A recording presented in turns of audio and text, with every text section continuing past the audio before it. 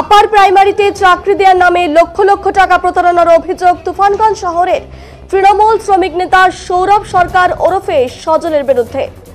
শনিবার টাকা ফেরতের দাবিতে তুফানগঞ্জ শহরের 4 নম্বর ওয়ার্ডের কামারপট্টি মোড় এলাকায় শাসক দলের এই শ্রমিক নেতার বাড়ির সামনে ধর্নায় বসলেন প্রতারিত যুবক নিপু হালদার।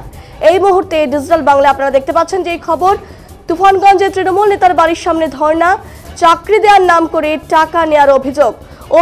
আপার প্রাইমারি সহ বিভিন্ন দপ্তরে চাকরি দেওয়ার নাম করে প্রচুর অংশের যুবকের কাছ থেকে লক্ষ লক্ষ টাকা তুলেছেন তৃণমূলের এই যুব নেতা, কিন্তু আজ পর্যন্ত হয়নি কারোরই চাকরি।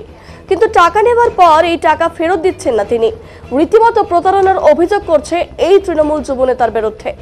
তুফানগঞ্জ শহরের 12 নম্বর ওয়ার্ডের বাসিন্দা ধর্নারত যুবক নিপু হালদার বলেন, আপার প্রাইমারিতে চাকরি দেওয়ার নাম করে প্রায় 5 বছর আগে তার কাছ থেকে 9.5 লক্ষ টাকা নেন তৃণমূল শ্রমিক নেতা সৌরভ সরকার, কিন্তু আজ পর্যন্ত চাকরি তো হয়নি এবং বারবার এই নেতার কাছে টাকা ফেরানোর আর্জি জানানোর পরও ব্যর্থ হয়েছেন তিনি।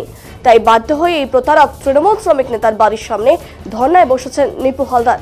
এদিন তিনি বলেন, শুধু তার কাছ থেকেই নয়, চাকরি দেওয়ার নাম করে প্রায় 15 জনের কাছ থেকে লক্ষ লক্ষ টাকা আদায় করেছেন এই তৃণমূল নেতা, কিন্তু আজ পর্যন্ত কাউকে চাকরি দিতে সক্ষম হননি তিনি। চাকরি করে দিতে ব্যর্থ হওয়ার পরও যাদের কাছ থেকে টাকা নিয়েছিলেন তাদের টাকা ফেরতের কোনো রকম উদ্যোগ নেই এই নেতার। টাকা ফেরতের দাবিতে বারবার তার দ্বারস্থ হয়েছেন চাকরির আশায় থাকা যুবক যুবতীরা, কিন্তু আজ পর্যন্ত কারোর টাকা ফেরত দেয়নি তিনি বলে অভিযোগ। এদিন প্রতারিত যুবক নিপু হালদার স্পষ্ট জানিয়ে দেন, তার টাকা না পাওয়া পর্যন্ত সে ধর্ণা চালিয়ে যাবেন। এই প্রসঙ্গে অভিযোগ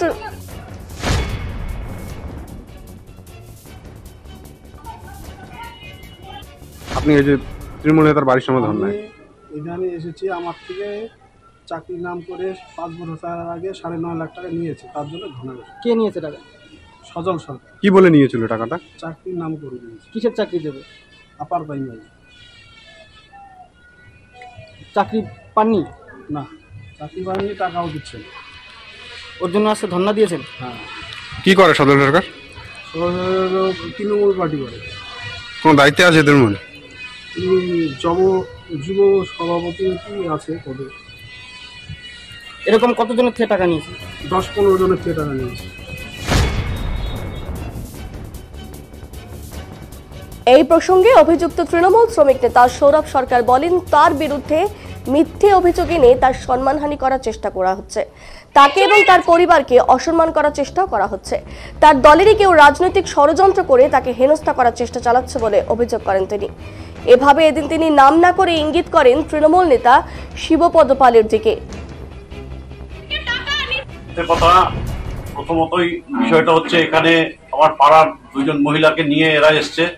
এই 2 জন মহিলাও গত শিব পূজার দিন আমার বাড়িতে এসে হামলা টাইপের করে, চেল্লাচেল্লি, চিৎকার চেঁচামেচি করে, নানান বাজে বাজে কথাবার্তা বলে।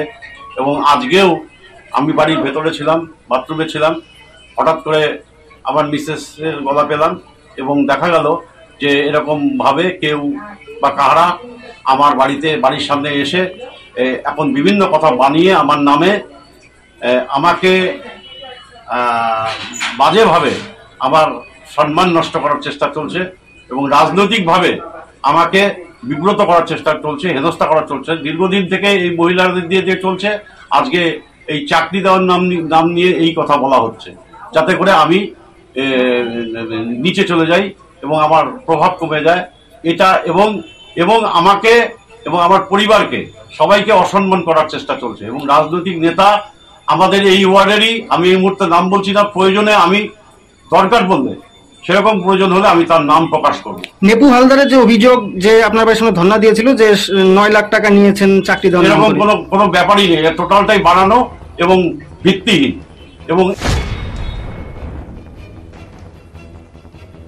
এই প্রসঙ্গে কোচবিহার জেলা তৃণমূল কংগ্রেসের সহসভাপতি শিবপদ পাল বলেন, এই ব্যাপারে তার কোনো প্রশ্নই ওঠে না। যিনি টাকা দিয়েছেন এবং যিনি টাকা নিয়েছেন, এটা তাদের দুজনের ব্যাপার, কাউকে পাঠানোর দায়িত্ব তিনি নেননি। তিনি বলেন, তুফানগঞ্জ শহরে তৃণমূলের আরো অনেক নেতা রয়েছেন, কারো বাড়ির সামনে কেউ গিয়ে ধর্ণা দিচ্ছেন না।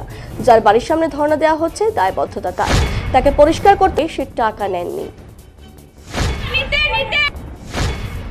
আমার মদতের তো কোনো প্রশ্নই ওঠে না, কারণ যারা টাকা দিছে আর যারা টাকা নিছে সেটা দুই পক্ষের ব্যাপার।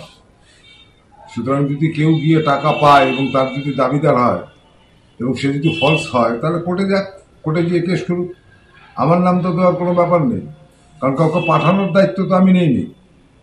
কারণ অনেক বাড়ি আছে তুফানগঞ্জে, অনেক তৃণমূলের নেতা আছে, তাদের বাড়ির সামনে তো গিয়ে ধর্ণা দিচ্ছে না, ওই ভদ্রলোকের বাড়ির সামনে ধর্ণা দিচ্ছে, দায়বদ্ধতা তার, তাকেই পরিষ্কার করতে হবে যে সে টাকা নেয়নি। সেখানে তো আমার নাম, হ্যাঁ আমি যেহেতু জেলার সহসভাপতি, সুতরাং এই ওয়ার্ডে বাস করি, সুতরাং তার একটা ধারণা হতে পারে যে আমি পাঠিয়েছি। সুতরাং সে তো আমার রাজনৈতিক প্রতিপক্ষ না যে তার বাড়িতে আমাকে পাঠাতে হবে। সুতরাং তার দায়িত্ব তাকেই নিতে হবে, কি হয়েছে সেই বলতে পারবে। আমি ব্যাপারটা জানি না, বিষয়টা নিয়ে খোঁজখবর করবো। আমার মদতের তো কোনো প্রশ্নই ওঠে না, কারণ যারা টাকা দিছে আর যারা টাকা